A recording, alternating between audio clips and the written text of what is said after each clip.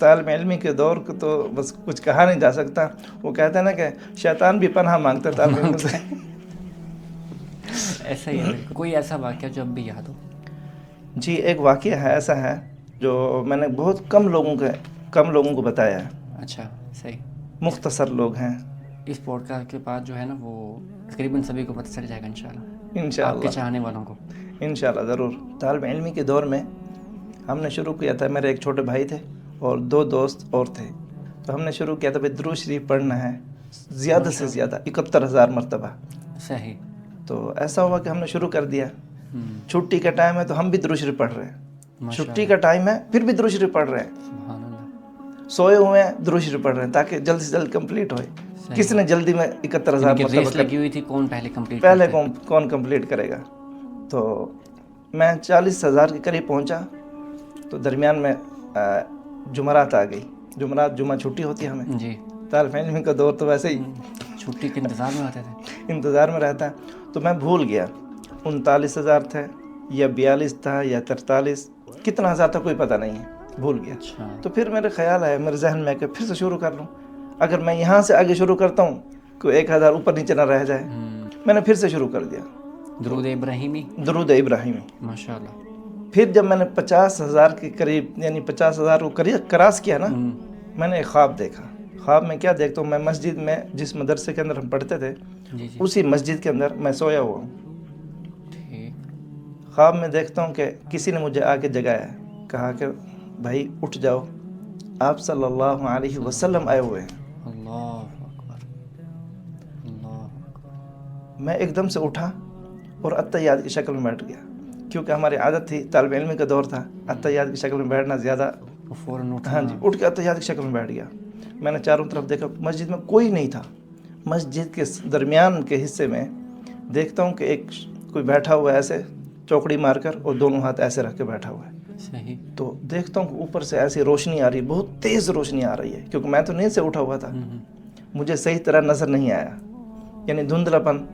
یعنی یوں سمجھ لیں کہ وہ بیٹھنے والے آپ صلی اللہ علیہ وسلم تھے اور اوپر سے نور آ رہا تھا اور روشنی اتنی تیز تھی کہ میں یعنی کہ دیکھ نہیں پا رہا تھا صحیح طریقے سے. میں کافی وقت تک توجہ کرتا رہا دیکھتا رہا ایسے آنکھوں کو مسلتا رہا. مجھے صحیح طرح نظر نہیں آ پایا. اللہ اکبر. اس کے بعد پھر کچھ میری آنکھ کھل گئی اور یہ ٹائم کیا تھا صبح ہماری عادت تھی یعنی طالب علم کے دور میں فجر کی اذان سے نماز سے بھی پہلے تقریباً 1 گھنٹہ 1.5 گھنٹہ پہلے اٹھا کرتے تھے. بالکل ایسے ہی ہے. یوں سمجھ لیں کہ جیسے ہی مجھے اٹھایا گیا تو ہمارے استادوں نے ہی ہمیں اٹھایا یعنی نماز سے پہلے کا وقت. نماز اذان قریب کا وقت تھا. آدھا گھنٹہ ہوگا تقریباً 1 گھنٹہ پہلے. تہجد کا ٹائم ہوتا تقریباً. جی تہجد کا ٹائم. تو انہوں نے اٹھا دیا. اس ٹائم میں طالب علم تھا چھوٹا تھا. میری عمر تقریباً 15 سال کے قریب ہونی چاہیے تھی یا 14.5 ایسے ہی تقریباً. اپنے یعنی معاملات میں مصروف ہو گیا. پھر اس کے یعنی خواب کے بارے میں تھوڑا ذہن میں آیا. سوچا بھئی کیا معاملہ تھا. 2 دن تک تو میں سوچتا رہا ایسا کسی کو نہیں بتایا. بات پہ چلتا رہتا ہے نا مائنڈ کے اندر سمجھنے کی بندہ کوشش کرتا ہے کہ میں نے دیکھا کیا ہے خواب کے اندر دیکھا کیا ہے. میرے چھوٹے بھائی تھے میں نے ان سے کہا یار میں نے ایسے دیکھا ہے. انہیں بھی بہت تعجب ہوا. ہمیں یہ سمجھ نہیں ہے یہ برکات کس چیز کے تھے. یہ معاملات یہ خواب دیکھا یہ ایسا عجیب خواب دیکھا تو یہ کس وجہ سے دیکھا. یہ بعد میں سمجھ آیا کہ درود شریف کے برکات تھے. سبحان اللہ. تو آپ نے 70-71 پورا نہیں کیا نا. پورا نہیں کیا. 50 پہ پہنچ کے پھر آپ تو رک گئے. جی بالکل رک گیا. میں چہرہ تو نہیں دیکھ پایا لیکن مجھے جنہوں نے اٹھایا کوئی شخص میرے ساتھ نہیں تھا. میں نے جیسے اٹھ کے دیکھا کوئی بھی نہیں تھا مگر اٹھانے والے نے مجھے اتنا کہا میرے کانوں میں آواز پڑی ہے اٹھ جاؤ آپ صلی اللہ علیہ وسلم آئے ہوئے ہیں. سبحان اللہ. الحمدللہ. درود شریف کی برکات ہے. درود شریف کی برکات ہے. ہمارے اندر کوئی ایسی قابلیت نہیں ہے کوئی ہمارے اندر ایسی چیز ہے نہیں کہ ہم اس قابل بھی ہوں. صحیح. پاسبل ہی نہیں ہے. درود شریف کی برکات ہے. پھر اس خواب کا آپ نے ذکر کیا اپنے کسی اساتذہ سے یا محترم صاحب سے. ہمارے اساتذہ تھے ایک مولانا اشرف صاحب. میں نے ان سے کہا صحیح پوری تفصیل بتائی میں نے ایسا کیا. تو انہوں نے پوچھا ایسا کیا کیا تم نے ایسا کیا کام کیا. میں نے کہا کچھ نہیں کیا. کچھ ذہن میں ہوتا تو بتاتا میں. تو انہوں نے اپنی طرف سے نصیحت وغیرہ کی کہ آپ نماز صحیح طریقے سے پڑھا کرو اخلاق کے ساتھ وضو کیا کرو، نماز پڑھا کرو. انہوں نے اپنے طریقے سے یعنی کہ جواب دے دیا. جواب دیا. لیکن ان کو میں نے بھی نہیں بتایا میں درود شریف پڑھ رہا ہوں. پڑھ رہا ہوں. میرے ذہن میں یہ بات تھی ہی نہیں کہ میں درود شریف پڑھ رہا ہوں. اس وقت یعنی اس معاملے سے ایسا ہوا، ایسا میں نے خواب دیکھا. یہ کچھ دن کے بعد پھر مجھے خیال آیا یہ درود شریف کے برکات ہیں. کیونکہ ہماری عادت تھی کہ مدارس میں جتنے بھی طالب علم پڑھتے ہیں تو بیانات میں جانا، تبلیغ جماعت والے آنا، ان کے بیانات میں بیٹھنا. تو وہاں سے آہستہ آہستہ میرے ذہن میں آیا کہ یہ درود شریف کی وجہ سے ایسا ہوا. کی وجہ سے سبحان اللہ. الحمدللہ. پھر آپ نے ڈسکس کیا ان سے دوبارہ؟ جی. تو کیا سلوشن انہوں نے بتایا، کیا نتیجہ اخذ کیا؟ میں پھر اتفاق سے ان سے ملا کہ میں نے کہا میں درود شریف پڑھ رہا تھا ایسے زیادہ. تو انہوں نے کہا بیٹا آپ جتنا ہو سکے اور پڑھتے رہیں، اپنی تعلیم کو بھی جاری رکھیں، ماشاءاللہ ہر چیز میں اخلاص پیدا کریں، اپنا وضو میں خشوع و خضوع کریں، نماز میں اچھے طریقے سے پڑھیں، صاف ستھرے رہا کریں. تو انشاءاللہ آپ کو پھر سے بھی زیارت ہوگی. سبحان اللہ. بہت ہی کم لوگ ہوتے ہیں جو اتنی بڑی تعداد میں درود شریف پڑھیں. جی بالکل. شاید ہی میں نے کبھی سنا ہو کہ کسی نے اپنی پوری زندگی میں اتنا درود شریف پڑھا. بڑے علماء جن کے ساتھ ہمارا اتنا بیٹھنا نہیں ہے، معاملات میں ڈسکس نہیں ہے، وہ ایک الگ بات ہے. رینڈم لوگوں سے جتنوں سے بھی آج تک میں ملا ہوں کبھی ایسا ذکر ہوا نہیں. ہوا بھی تو نارملی 1000 مرتبہ پڑھ لیا، 500 مرتبہ پڑھ لیا. یہاں پر بھی میرے پاس جو بھی گیسٹ آتے ہیں جاننے والے دوست احباب، تو وہ بعض اوقات ذکر کرتے ہیں یار اپوائنٹمنٹ نہیں مل رہا ریاض الجنہ کا، یہ نہیں ہو رہا، وہ نہیں ہو رہا. تو پھر میں ان کو کہتا ہوں اچھا ٹھیک ہے، سمجھ لو اپوائنٹمنٹ مل گیا، کیا لے کر جا رہے ہو؟ صحیح. ہماری پہلی پوڈ کاسٹ جو آئی تھی ہم نے اسی پر تبصرہ کیا تھا کہ جا رہے ہو کیا لے کر جا رہے ہو، کیا لے کر جانا چاہیے. صحیح. میں نے کہا کسی بڑے کے گھر پہ جاتے ہو، ظاہر سی بات ہے فروٹ کی ٹوکری، مٹھائی کی ٹوکری لے کر جاتے ہو، بالکل پھول چھول لے کر جاتے ہو. اتنے بڑے عالیشان دربار میں جا رہے ہو، کیا لے کر جا رہے ہو؟ خاموش. جواب ہی نہیں ہوتا. کیوں؟